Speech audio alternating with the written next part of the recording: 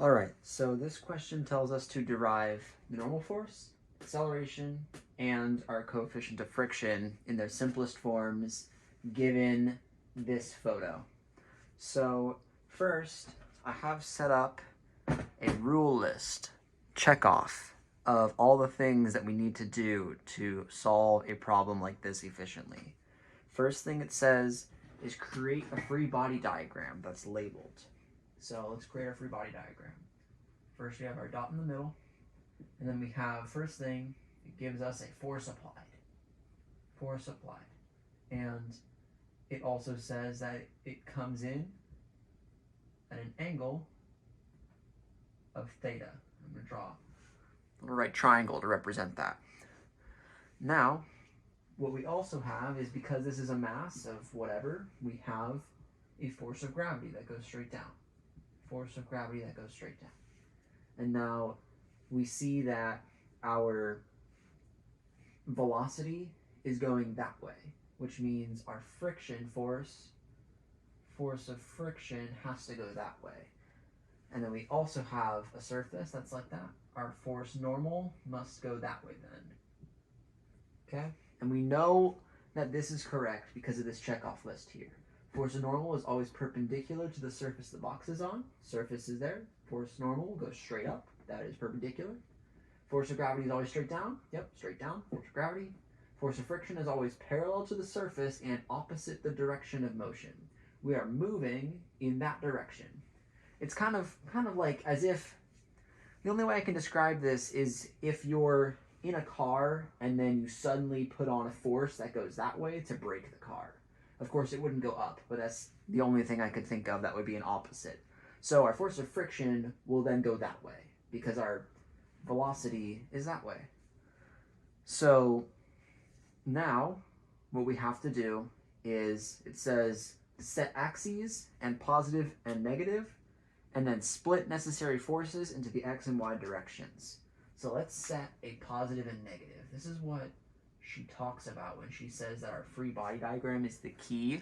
But one thing, she doesn't really explain how it's the key, and I'm going to show you right here. We're going to say that our positives are upwards and to the right, and we're going to say, and I normally do this in my head where our positives are the things that are the directions of motion.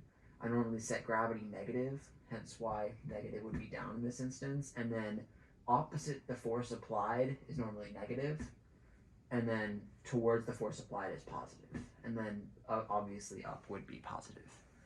Now this may change depending on if you do other problems, like sometimes you'll have problems where the bottom two are negative and then the bottom two are positive and the other two are negative, but it just depends on which direction your force applied is going.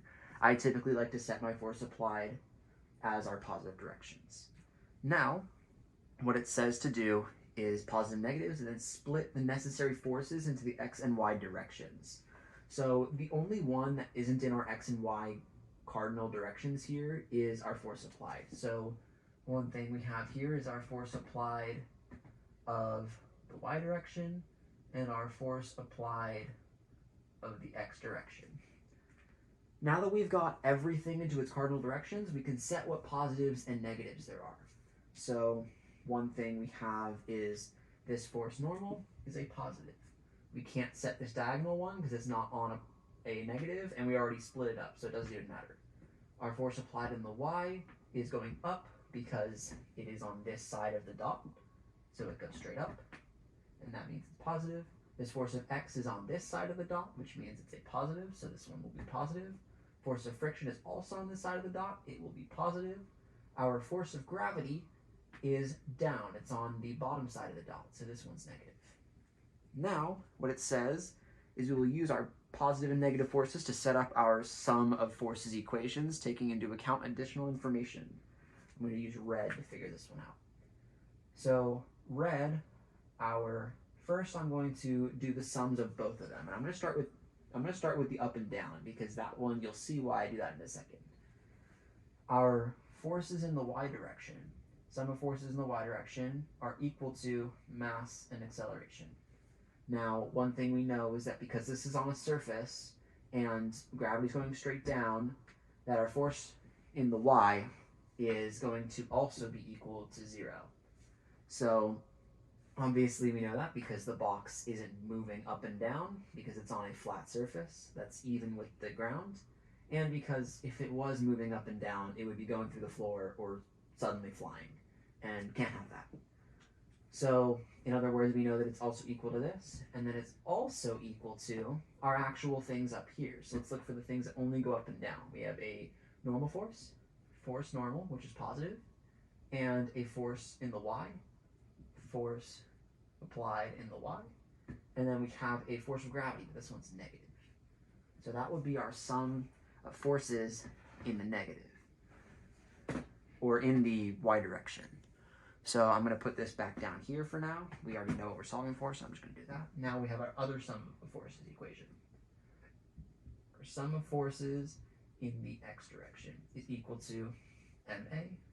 Now this one is actually not equal to 0, so we can't set it equal to 0. But that's also equal to only the things that go in the x direction.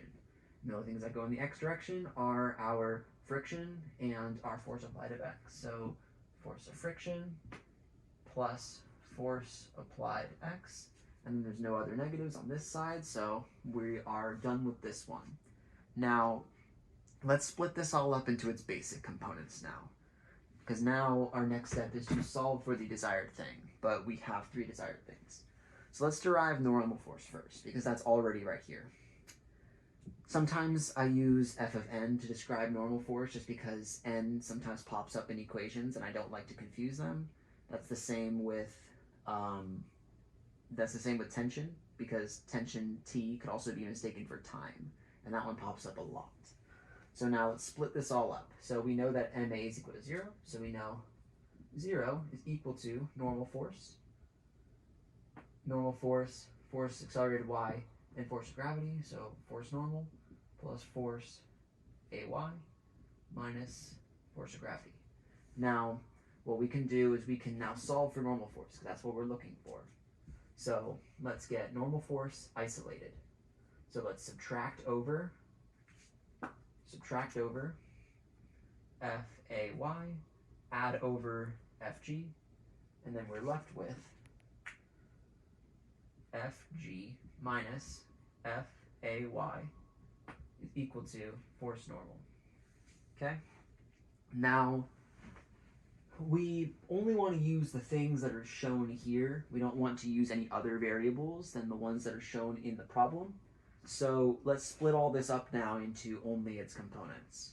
So obviously with the exception of our force normal, because that's what we're deriving for.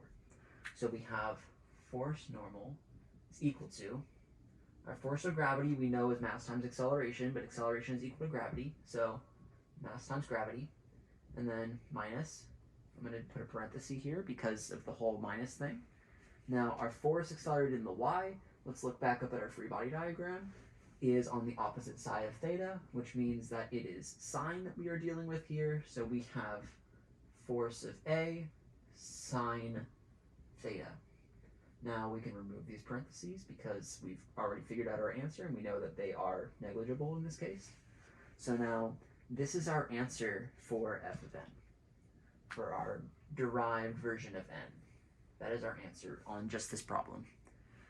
Now what we want to do is we want to derive for our total acceleration. So now let's come over to this one. Now we have ma is equal to force of friction plus force A of x. Why I don't like to include this one in the starting equation is because it's more just a guideline. I can almost represent these equal signs as colons to represent how it's these equations that show what this is, as opposed to this being a value we can solve for, although it kind of is. But to make it easier, we're going to use these colons. Now let's split this up into its components, and also figure out, now we need to go A and U. So we have ma is equal to force of friction, but we can actually split this up into its components, which we know are mu and force of normal. But one thing we just figured out was our force of normal right here. So I'm going to substitute that straight in.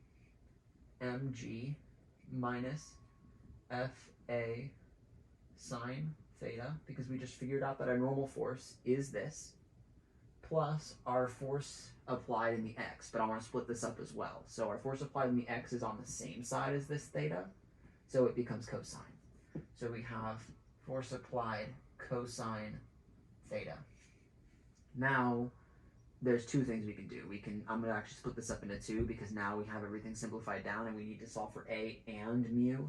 So if I wanted to solve for A, first thing I would do, I'm going to go like this. First thing I'm going to do is I'm going to divide everything by m because that would isolate A. So A is equal to mu times force of gravity, mass times gravity, minus mu, must distribute this mu over to both terms, force applied sine theta, plus, those parentheses go away now because the mu has been distributed, FA cosine theta, all divided by m. And then this would be our solution for a derived acceleration of the entire thing. Now, we need to also solve for mu. So what we're going to do is we're going to subtract this over first because we need to isolate only the terms that have mu in it. So we know ma minus fa cosine theta, and then from this point on it's just basic algebra. It's equal to mu mg minus fa sine theta. Okay, and then what we can do from here is divide out this entire thing in parentheses. So we know that now we're left with mu is equal to ma minus f of a cosine theta, all divided by mg minus fa sine theta. And then this would be our answer for mu, because there's no further we can go with this one than how far we just did. So that would be it for all the derivations.